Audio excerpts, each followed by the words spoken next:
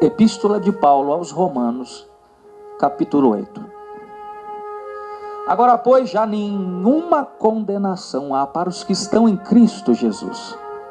Porque a lei do Espírito da vida em Cristo Jesus te livrou da lei do pecado e da morte.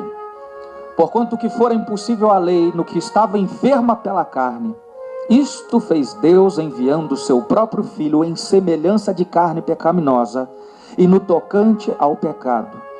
E com efeito condenou Deus na carne o pecado, a fim de que os preceitos da lei se cumprissem em nós, que não andamos segundo a carne, mas segundo o Espírito, porque os que se inclinam para a carne cogitam das coisas da carne, mas os que se inclinam para o Espírito, das coisas do Espírito. Porque o pendor da carne dá para a morte, mas o do Espírito para a vida e paz.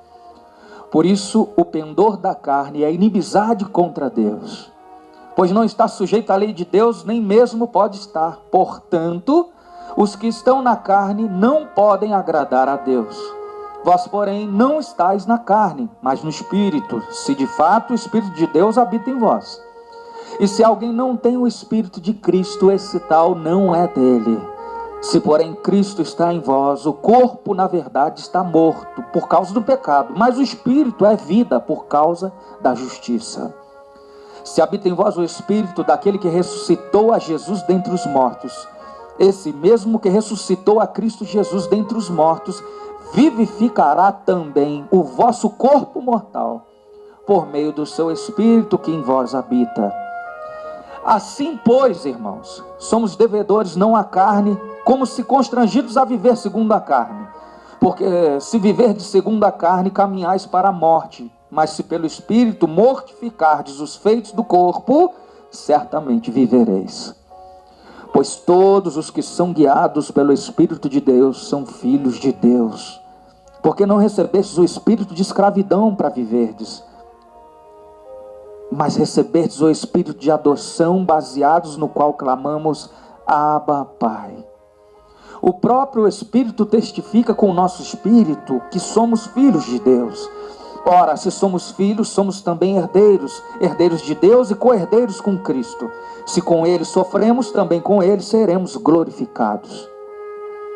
Porque para mim tenho por certo que os sofrimentos do tempo presente não podem ser comparados com a glória a ser revelada em nós. A ardente expectativa da criação aguarda a revelação dos filhos de Deus. Pois a criação está sujeita à vaidade, não voluntariamente, mas por causa daquele que a sujeitou, na esperança de que a própria criação seja redimida do cativeiro da corrupção para a liberdade da glória dos filhos de Deus. Porque sabemos que toda a criação a um só tempo geme e suporta angústias até agora. E não somente ela, mas também nós, que temos as primícias do Espírito, igualmente gememos em nosso íntimo, aguardando a adoção de filhos, a redenção do nosso corpo, porque na esperança fomos salvos. Ora, a esperança que se vê não é esperança, pois o que alguém vê, como o pode esperar? Mas se esperamos o que não vemos, com paciência o aguardamos. Também o Espírito, semelhantemente, nos assiste em nossa fraqueza. Porque não sabemos orar como convém, mas o mesmo Espírito intercede por nós sobremaneira com gemidos inexprimíveis. E aquele que sonda os corações sabe qual é a mente do Espírito, porque segundo a vontade de Deus é que ele intercede pelos santos. Sabemos que todas as coisas cooperam para o bem daqueles que amam a Deus, daqueles que são chamados segundo o seu propósito. Porquanto aos que de antemão conheceu, também os predestinou para serem conformes à imagem de seu Filho, a fim de que ele seja o primogênito entre muitos irmãos. E aos que predestinou, a esses também chamou, e aos que chamou, a esses também justificou, e aos que justificou, a esses também glorificou. Que diremos, pois, à vista dessas coisas? Se Deus é por nós, quem será contra nós?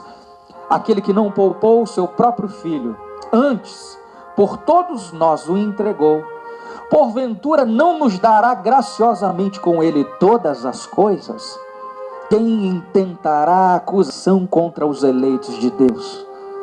É Deus quem os justifica. Quem os condenará? É Cristo Jesus quem morreu, ou antes quem ressuscitou, o qual está à direita de Deus e também intercede por nós. Quem nos separará do amor de Cristo? Será tribulação ou angústia, ou perseguição ou fome, ou nudez ou perigo ou espada? Como está escrito: por amor de ti, somos entregues à morte o dia todo. Fomos considerados como ovelhas para o matador. Em todas essas coisas, porém, somos mais que vencedores, por meio daquele que nos amou.